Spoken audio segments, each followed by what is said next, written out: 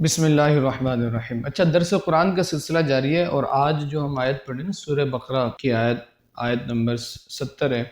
اللہ قرآن مجید کے اندر ارشاد فرماتا ہے وَإِذْ قَالَ مُوسَىٰ لِقَوْمِهِ إِنَّ اللَّهَ يَأْمُرُكُمْ أَن تَذْبَحُوا بَقَرَةً قَالُوا أَتَتَّخِذُنَا هُزُوًا قَالَ أَعُوذُ بِاللَّهِ أَنْ أَكُونَ مِنَ الْجَاهِلِينَ۔ جب حضرت موسیٰ نے اپنی قوم سے کہا نا تو اللہ تبارک و تعالیٰ تمہیں حکم دیتا ہے کہ ایک گائے ذبح کرو، ان اللہ یامرکم ان تذبحوا بقرہ۔ سورہ بقرہ کی آیت ہے، پوری یہ سورت آپ دیکھیں سورہ بقرہ، گائے کے اوپر اللہ تبارک و تعالیٰ نے سورت کو نازل کیا، اس کا نام سورہ بقرہ رکھا گیا۔ ایک گائے کو ذبح کرو تو انہوں نے کہا کہ کیا آپ ہمارے ساتھ مذاق کر رہے ہیں؟ اتتخذونہ ہزوا، یعنی وہ بنی اسرائیل کہنے لگے کیا آپ ہمارے ساتھ مذاق کر رہے ہیں؟ قال اعوذ باللہ ان اکون من الجاہلین۔ حضرت موسیٰ علیہ السلام نے فرمایا میں اللہ کی پناہ مانگتا ہوں اس بات سے جو تم پر مجھ پر الزام لگا رہے ہو کہ میں جاہلوں میں سو جاؤں، اللہ کی پناہ چاہتا ہوں۔ پھر انہوں نے قالوا ادع لنا ربک یبین لنا ما ہی، وہ گائے کیسی ہے، وہ کیسی گائے ہونی چاہیے۔ پھر پوری آیت قال انه یقول ان بقرۃ لا فارض ولا بکر عوان بین ذلک ففعلوا ما تؤمرون۔ تو اللہ فرماتا ہے کہ ایک ایسی گائے ہے جو نہ تو بوڑھی ہو نہ بالکل کم عمر، بلکہ ان دونوں کے درمیان ہو، تو وہ کرو جس کا تمہیں حکم دیا جا رہا ہے۔ پھر انہوں نے کہا کہ آپ اپنے رب سے دعا کیجئے کہ ہمیں بتا دے کہ اس گائے کا رنگ کیا ہو۔ آپ دیکھیں اسی وقت سے ابھی کرنٹ سچویشن بھی چل رہی ہے اور ہمارے درس قرآن اور یہ آیت بھی سامنے آئی۔ آپ دیکھیں کہ یہ گائے کی قربانی کا معاملہ جو ہے نا یہ اس وقت سے رہا، حضرت موسیٰ علیہ السلام کے زمانے سے ان یہودیوں کے اندر، ان بنی اسرائیل، ان صہیونی طاقتوں کے اندر یہ الجھنیں، یہ مسائل، یہ پریشانی رہی ہیں کہ انہوں نے اللہ تبارک و تعالیٰ کے رسولوں کے حکم پر عمل کرنے کے بجائے اعتراضات کرنا شروع کیا کہ گائے کیسی ہو، اس کا رنگ کیسا ہو، عمر کیا ہو۔ یہ پورا ایک واقعہ قرآن کے اندر موجود ہے۔ اور آپ دیکھ لیں کہ آج کل سوشل میڈیا لال بچہ کا تذکرہ بھی جو ہے نا چرچا بھی بہت زور و شور سے ہے۔ اب اس کی کیا حقیقت ہے کیا حقیقت نہیں ہے، لیکن جس طرح سے یہودی اور صہیونی طاقتیں جو ہیں وہ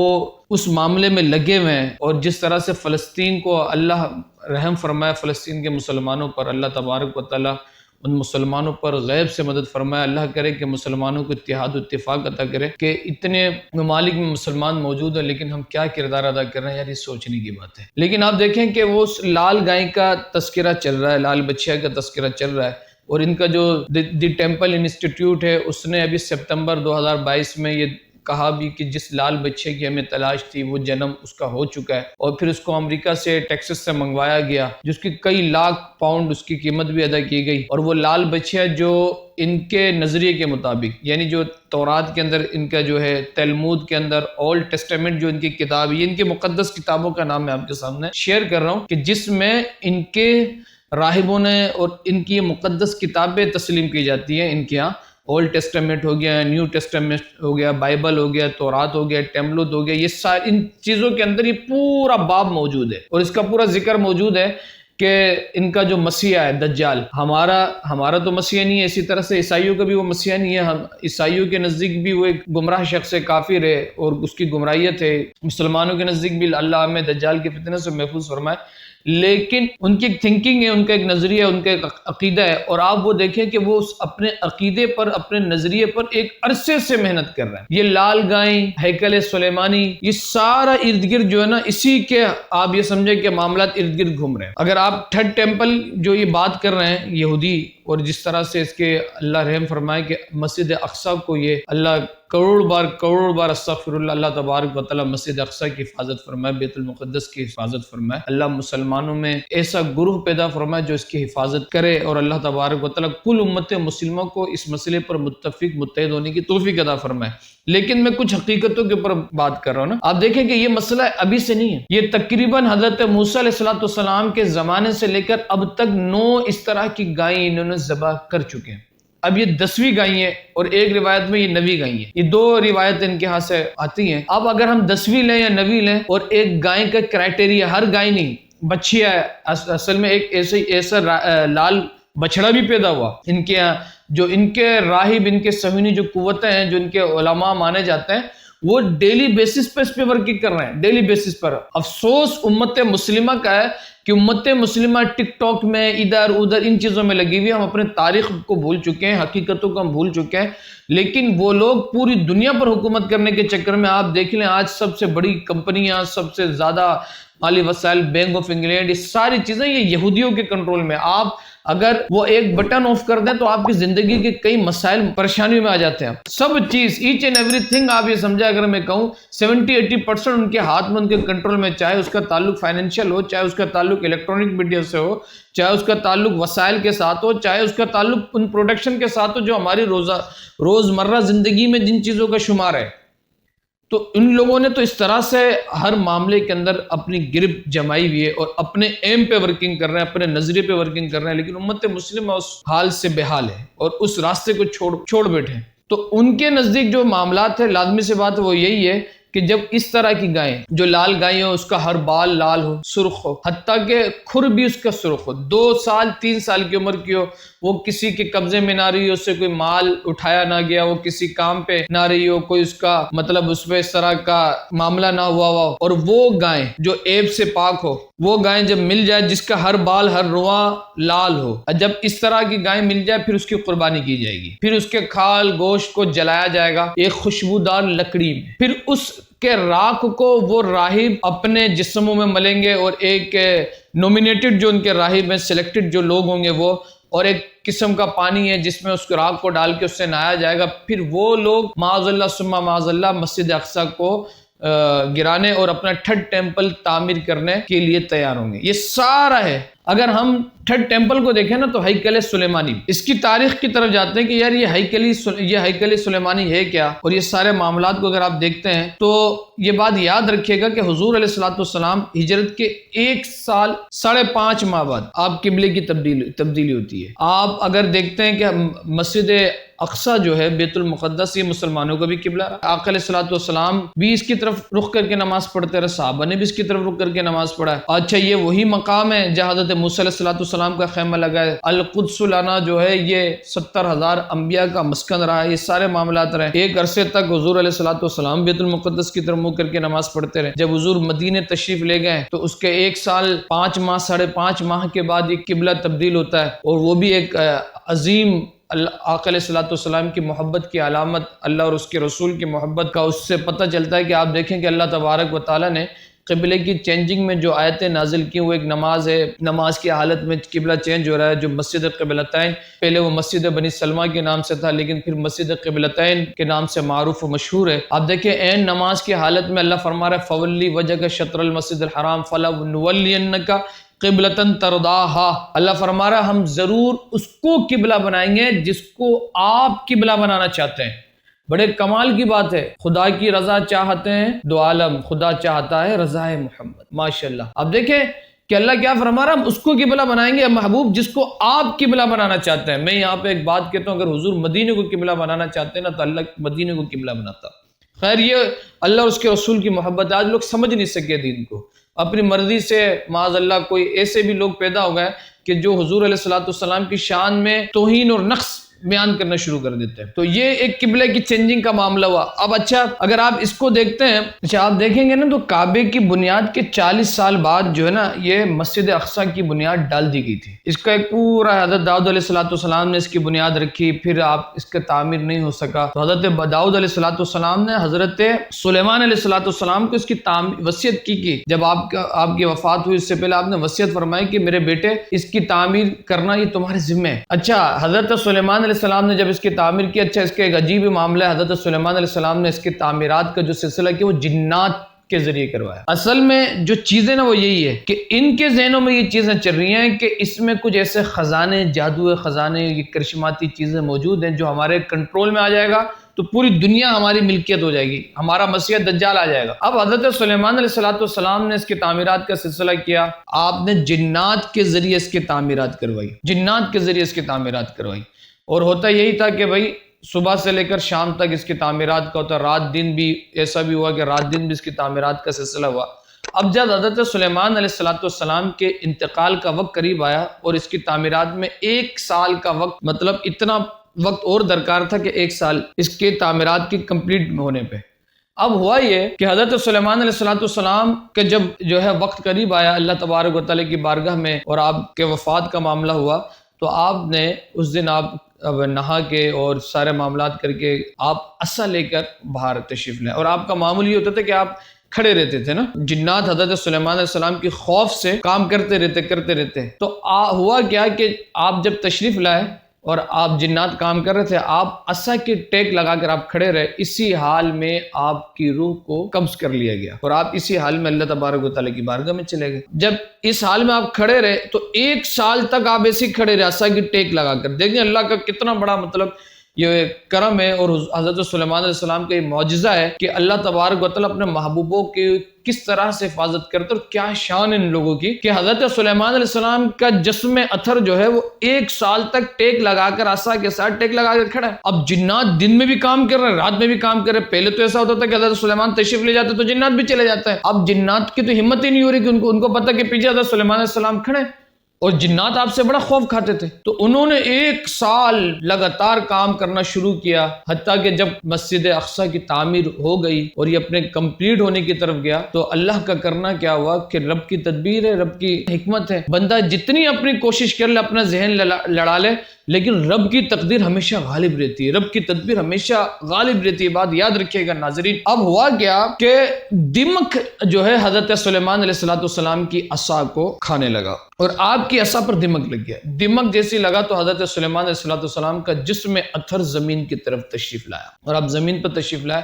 تو پھر جنات سمجھے، اور پھر لوگوں کو پتہ چلا کہ حضرت سلیمان علیہ السلام تو اللہ تبارک و تعالیٰ کی بارگاہ میں پہنچ گئے. تو پھر وہ جنات وہاں سے بھاگے، اور پھر اس طرح سے یہ سارا معاملہ ہوا. اب آپ دیکھیں کہ مسجد قبلتین حضرت سلیمان علیہ السلام نے جب اس کی تعمیر کر دی تو پھر ایران کا بادشاہ بخت نصر، یہ بڑا ظالم بادشاہ تھا، اب اس نے حملہ کیا ہیکل سلیمانی پر. ہیکل سلیمانی پر اس نے حملہ کیا، اس نے پورا اس کو مسمار کر دیا، یہودیوں کو قتل عام کیا. پھر اس کے بعد ایران کے جو پہلے کسریٰ خسرو تھا، اس نے یہودیوں کو پھر واپس فلسطین آنے کی اجازت دی. پھر ان لوگوں نے اس کی تعمیر شروع کی. پھر 70 کی عیسوی میں آپ یہ دیکھیں کہ روم کے بادشاہ توتس نے پھر اس پر حملہ کیا، اس کو مسمار کر دیا، یہودیوں کو نکال دیا پورے خطے سے. 70 عیسوی میں یہودیوں کو اس پورے خطے سے اس نے نکال دیا. اور آپ کو ہٹلر کی وہ بات بھی یاد ہوگی کہ ہٹلر نے اپنے وقت میں جب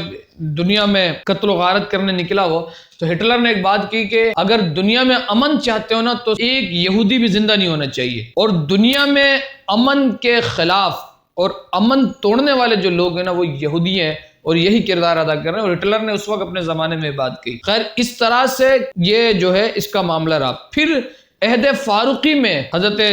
عمر فاروق اعظم رضی اللہ تعالیٰ عنہ کا زمانہ ہے، اس میں مشورہ ہوا لشکر کہاں روانہ کیا جائے، کیا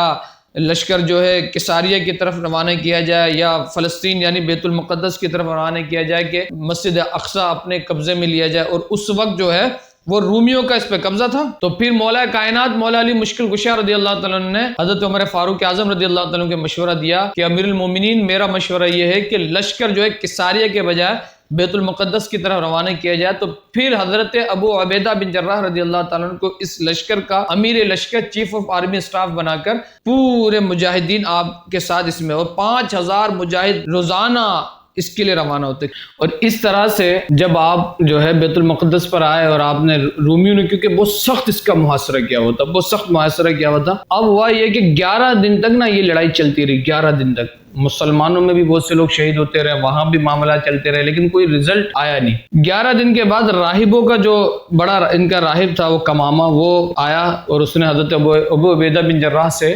مکالمہ کیا، ڈیبیٹ کیا، اور کہا کہ دیکھو ہم کسی بھی حال میں ہار نہیں مانیں گے اور ہم تمہیں کسی حال پہ بھی قابو ہونے نہیں دیں گے اپنے اوپر، لیکن ہاں ایک بات ضرور ہے کہ جو ہماری کتابوں مقدس کتابوں میں جو باتیں لکھی ہوئی ہیں اور وہ یہی ہے کہ ایک شخص ہوگا جس کے اندر یہ صفتیں ہوں گی، لیکن وہ ساری صفتیں تم میں موجود نہیں ہیں، تو لہٰذا بہتر ہے کہ تم واپس چلے جاؤ. تو حضرت ابو عبیدہ بن جراح نے کہا نہیں ایسا نہیں ہو سکتا. پھر لڑائی شروع ہوئی. 40 دن تک لڑائی جاری رہی. ناظرین 40 دن تک یہ لڑائی کا سلسلہ جاری رہا. تو 40ویں دن جب دونوں طرف سے لوگ اس طرح سے لڑتے رہے اور اس کا کوئی رزلٹ نہیں آیا تو لوگ دونوں طرف سے بیزار ہونے لگے. پھر وہ راہب کمامہ واپس آیا، اس نے پھر مکالمہ کیا. پھر اس نے کہا دیکھو یہ لڑائی اگرچہ تب تک جاری رہے لیکن ہمیں پتہ ہے کہ تم ہمیں فتح نہیں کر سکتے. ہماری مقدس کتابوں میں جو اشارات موجود ہیں وہ یہی ہے. ایک ایسی صفت کا حامل شخص ہے جس کی صفتیں ہماری کتابوں میں موجود ہے. تو حضرت ابو عبیدہ بن جراح نے کہا کہ آپ بیان کریں وہ صفتیں. کہا نہیں ہم تمہیں نہیں بتائیں گے. کہا تو پھر آپ ایسا کریں وہ بندہ ہمیں ان کا نام ہی بتا دے. تو کہا کہ بھئی وہ محمد رسول اللہ صلی اللہ علیہ وسلم کے صحابی ہوں گے اور جن کا نام عمر ہوگا، عمر بن خطاب رضی اللہ تعالیٰ عنہ۔ بس یہ سننا تھا۔ حضرت ابو عبیدہ بن جراح رضی اللہ تعالیٰ عنہ جو ہے خوشی کے عالم میں جھوم اٹھے، مجاہدین لشکر اسلام کے، انہوں نے کہا بس کوئی مسئلے کی بات نہیں ہے، ہماری فتح ہو چکی ہے، ہم اس شخص کو آپ کے سامنے انشاءاللہ، وہ ہمارے لیڈر، ہمارے امیر، وہ حاضر ہوں گے۔ حضرت ابو عبیدہ بن جراح رضی اللہ تعالیٰ نے پورا ایک لیٹر لکھا اور وہ حوالے کر کے وہاں پہنچایا گیا۔ تو جب حضرت عمر فاروق اعظم رضی اللہ تعالیٰ نے کو جب وہ لیٹر، وہ خط موصول ہوا نا، تو پھر آپ وہاں سے تشریف لائے، اور جب آپ جس انداز میں آئے، حضرت ابو عبیدہ بن جراح نے آپ کا استقبال کیا، جب آپ اور شام میں جب آپ داخل ہوئے، آپ نے آپ کا استقبال کیا، اور جب آپ بیت المقدس کی طرف آئے اور رومیوں نے جب آپ کو دیکھا، اور بالخصوص وہ راہب کا ماما جو ان رومیوں کا اور ان عیسائیوں کا لیڈر تھا، اس نے جب حضرت عمر فاروق اعظم رضی اللہ تعالیٰ کو دیکھا نا، تو اس نے فوراً سے یہ بات کہی کہ لوگوں، اب بھلائی اسی میں ہے کہ ہم ان کے حوالے کر دیتے ہیں اور جزیہ دے کے، ٹیکس دے کے ہم رہنا شروع کر دیتے ہیں۔ کیونکہ وہ شخص ہے جس کے بارے میں ہماری مقدس کتابوں میں موجود ہے کہ اگر ہم ان سے جنگ کریں گے تو ہماری نسلیں ختم ہو جائیں گی اور یہ ہم پر فتح یابی ہوں گے، فتح یاب ہو جائیں گی۔ تو آپ دیکھیں یہ اس طرح سے نا، یہ تھرڈ ٹیمپل ہیکل سلیمانی کا معاملہ رہا ہے کہ کس طرح سے اس کی تعمیر ہوئی۔ حضرت سلیمان علیہ السلام نے کس طرح سے جنات کے تھرو اس کی تعمیرات کا سلسلہ کیا، پھر بخت نصر نے کس طرح سے اس پر حملہ کر کے پورے ہیکل سلیمانی کو مسمار کر دیا اور اس کو ڈیمولش کر دیا۔ اس کے بعد آپ دیکھیں پھر اس ایران کا جو پہلا کسرا تھا خسرو، اس نے پھر یہودیوں کو آنے کی اجازت دی، پھر اس کی تعمیرات کا سلسلہ شروع ہوا، پھر 17ویں عیسوی میں روم کے بادشاہ توتس نے اس پہ حملہ کیا، پھر اس کے بعد عہد فاروقی میں حضرت عمر فاروق اعظم رضی اللہ تعالیٰ کے زمانے میں یہ مسلمانوں کی سلطنت میں اور مسلمانوں کے انڈر سپرویژن اس کے معاملات رہے۔ اب لازمی سی بات ہے، اب تک اس کا سلسلہ یہی ہے، لیکن اب جس طرح سے فلسطین پر حملے ہو رہے ہیں اور مسلمانوں کی جو خاموشی ہے، بالخصوص مسلمان لیڈروں کی، مسلمان حکمرانوں کی جو خاموشی ہے، اور جو ساری چیزیں تیار ہو رہی ہیں، اور یہ لال گائیں بچیا کا جو معاملہ ہے، وہ سارا اس طرف ہی یہ بات لے کے جا رہے ہیں کہ یہ یہودی تھرڈ ٹیمپل بنانا چاہ رہے ہیں۔ اور لازمی سی بات ہے، دیکھیں ایک بات میں یہاں پہ اور بھی ناظرین کو بتاؤں کہ دنیا اپنے اینڈ کی طرف ہے، یہ حقیقت ہے، اس میں کوئی شک کی بات نہیں ہے، کیونکہ سب سے بہتر زمانہ وہ تھا جو میرے مصطفیٰ کا زمانہ تھا۔ حضور نے فرمایا سب سے بہتر زمانہ میرا زمانہ، اس کے بعد میرے صحابہ، پھر اس کے بعد جو صحابہ سے ملحق ہے، اس کے بعد فساد ہی فساد ہے۔ تو اب دنیا اگرچہ فساد کی طرف جا رہا ہے، لیکن مسلمانوں پر یہ فرض ہے، مسلمانوں کو یہ چاہیے، اور بالخصوص امت مسلمہ کے حکمرانوں کو یہ چاہیے کہ وہ اس معاملے پر خاموشی توڑ کر، وہ جس طرح سے وہ اپنے آپ میں، اپنے زوم میں کہ وہ ان کا حق ہے، اور وہ اس پر لال بچیا جو ہے اولیو ماؤنٹن، اولیو پہ وہ قربان کریں گے، اور پھر اللہ معاف کرے مسجد اقصی کو شہید کریں گے۔ مسلمانوں کو چاہیے کہ اس حوالے سے وہ اپنی ایکٹیویٹی دکھائیں، صحیح معنوں میں اس معاملے کے لیے اپنے آپ کو، اپنے مال کو، اپنی جان کو فیس کر قربان کریں۔ لازمی سی بات ہے، یہ ایک ایمانی مسئلہ ہے، اور حضور علیہ الصلوۃ والسلام کی حدیث بھی ہے کہ ایک امت ہے جو ہمیشہ حق کے ساتھ قائم رہے گی، اور وہ اس معاملے کے لیے جنگ کرتے رہے گی، اور وہی فلسطین کے مسلمان ہیں۔ جن آپ دیکھیں تو صرف ان کی تصویریں تو اٹھائیں، ان بیچاروں کا گناہ کیا ہے، ان بیچاروں پہ جس طرح سے ظلم ہو رہا ہے، بچوں کو قتل عام کیا جا رہا ہے، عورتوں کو قتل عام کیا جا رہا ہے، کھانے کے محتاج ہیں، ان کا جرم کیا ہے؟ یہ یہودی طاقتیں، قوتیں کہ جو اپنے مقصد اور اپنے مطلب اور اپنے منفعت کے لیے اپنی ساری ایڑی چوٹی کے زور لگا رہے ہیں، جتنی بھی شیطانی قوتیں وہ ان کے ساتھ ایک پیج پر کھڑے ہیں، لیکن افسوس کے ساتھ، صد افسوس کے ساتھ کہ مسلمان ابھی بھی انتشار، افتراق، فرقہ واریت کے اندر پڑے ہوئے ہیں، اور ایک عظیم منصوبے کے لیے ایک پیج پر کھڑے نہیں ہو رہے۔ حالانکہ رب نے قرآن کے اندر ارشاد فرمایا وَتَعَالَوْا إِلَىٰ كَلِمَةٍ سَوَاءٍ بَيْنَنَا وَبَيْنَكُمْ، کم از کم اس کلمے میں، اس حرف پہ، اس لفظ پہ تو برابر ہو جاؤ جو ہمارے اور تمہارے درمیان مشترک ہے۔ تو آپ دیکھ لیں کہ ستمبر 2022 میں جو یہ رپورٹ آئی، یہ لال بچیا منگوایا گیا اور اس کو ایک بہترین وی آئی پی پروٹوکول میں، اور اب اپریل کے مہینے میں یہ باتیں جو ہے سامنے آ رہی ہیں، کیا حقیقت ہے کیا حقیقت نہیں، وہ اللہ اس کے رسول بہتر جانتا ہے، لیکن جس طرح سے دنیا کا ماحول، آپ انوائرمنٹ دیکھ رہے ہیں، اور جو جنگی فضا آپ کے سامنے، اور میں اور آپ اچھی طرح سے جانتے ہیں، تو وہ کوئی اچھی علامتیں نہیں ہے، یہ کوئی اچھے سائن نہیں ہے، یہ سارے بیڈ سائن ہیں۔ اور یہ جو ہم نے آج جو سورہ بقرہ کی آیت نمبر 68 اور 69 اور 70 کے اندر جو ہم نے باتیں سنی، اللہ تبارک و تعالیٰ جو ارشاد فرما رہا ہے کہ وَإِذْ قَالَ مُوسَىٰ لِقَوْمِهِ إِنَّ اللَّهَ يَأْمُرُكُمْ أَن تَذْبَحُوا بَقَرَةً قَالُوا أَتَتَّخِذُنَا هُزُوًا قال اعوذ باللہ ان اکون من الجاہلین، جب اللہ نے ان کو گائے ذبح کرنے کا حکم دیا، حضرت موسیٰ علیہ السلام کی لب اقدس سے باتیں نکلی، تو اس وقت بھی انہوں نے اسی طرح کی باتیں کی کہ وہ کیسا ہوگا، قال انہ یقول انہ بقرۃ صفراء فاقع، اس کا رنگ کیسا ہوگا، اس کی ذات کیسی ہوگی، اس کا کلر کیسا ہوگا، اس کی عمر کتنی ہوگی، اس طرح کی باتیں کی اور یہ سارے الجھنے۔ اور آج وہی معاملہ حضرت موسیٰ کے دور سے لے کر اب تک جتنے یہ گائے بچیاں ذبح کر چکے ہیں، یہ 9ویں یا 10ویں بچیاں ہے، جس کے بعد ان کے کتابوں میں یہ بات موجود ہے اور ان یہودیوں اور صہیونی طاقت و قوتوں کے دماغوں میں یہ بات موجود ہے کہ اس لیول اور اس نوعیت کی بچیاں جب ہم ذبح کر دیں گے تو پوری دنیا ہمارے قدموں میں ہوگی، ہمارا مسیح آ جائے گا، دجال جو ان کا مسیح ہے، اللہ اس کے شر سے ہم تمام امت مسلمہ کو محفوظ رکھے۔ تو یہ اسی ویب کی طرف ہے یہ سارا معاملہ، اور یہ کوئی قرآن سے جدا نہیں ہے یہ مسئلہ۔ یہ بات یاد رکھیے، لال بچیا ریڈ ہائپر کا جو آج سوشل میڈیا میں اتنا تذکرہ چل رہا ہے، یہ کوئی قرآن سے جدا نہیں ہے۔ قرآن کے اندر یہ ساری چیزیں موجود ہیں، اگر ہم پڑھیں سمجھیں تو ہمیں بات سمجھ میں آئے گی۔ اللہ تبارک و تعالی ہمارے ایمان کی حفاظت فرمائے۔